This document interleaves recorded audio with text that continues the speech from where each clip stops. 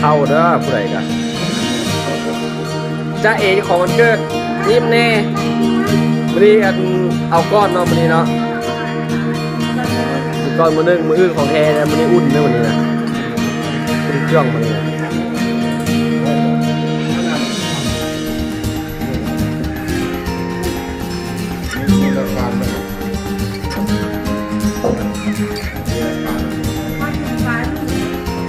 เข้าถึงกันฮะมันนี้อุ่นนี่ว่ะมันนี้งานอุ่นนี่นะ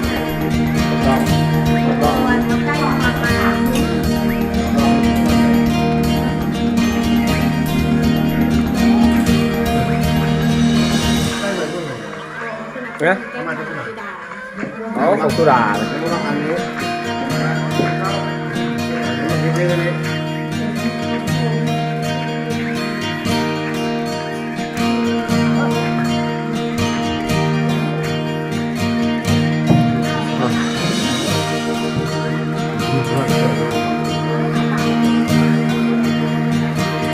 อันนี้เจ้าอันนี้ว่าเจ้าของช่องยูทูบน่ะบอกพวกนี้วะแม่นวะช่องไหนเอาเลยไหมให้ตามช่องไหนช่องยูทูบน้อย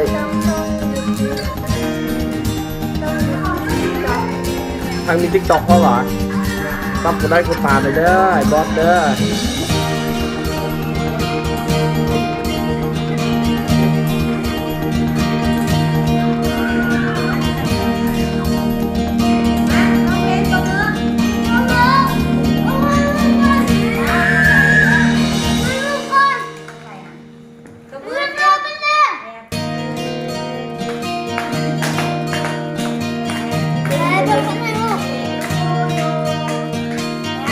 ไปนั่งไหม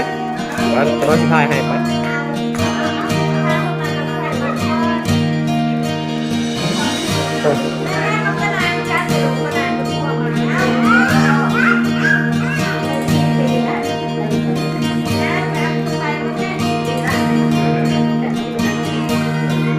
เงินเปื้อนน้อย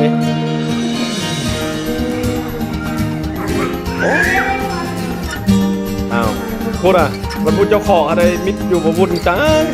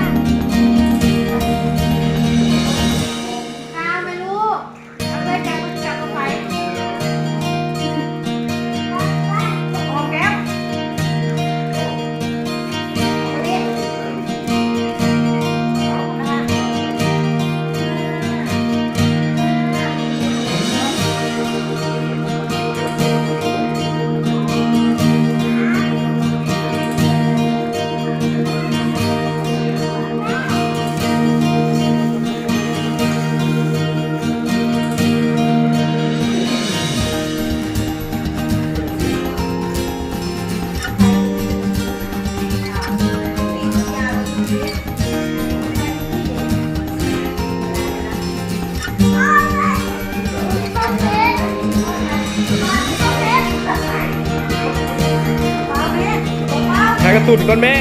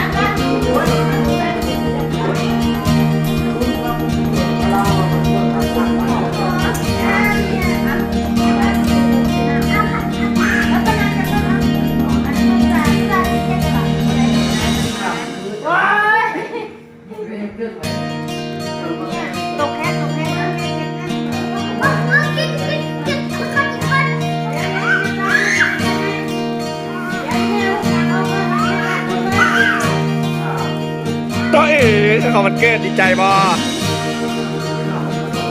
เงาเพราะว่าจะขอวันเกิดนะ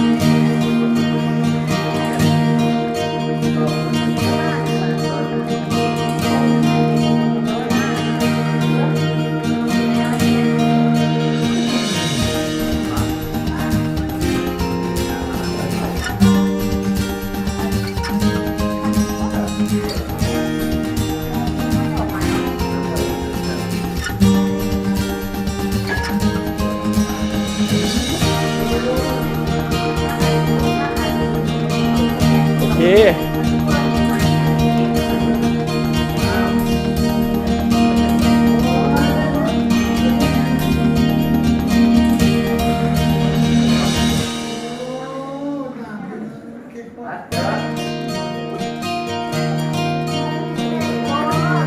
เอาถ่ายเอา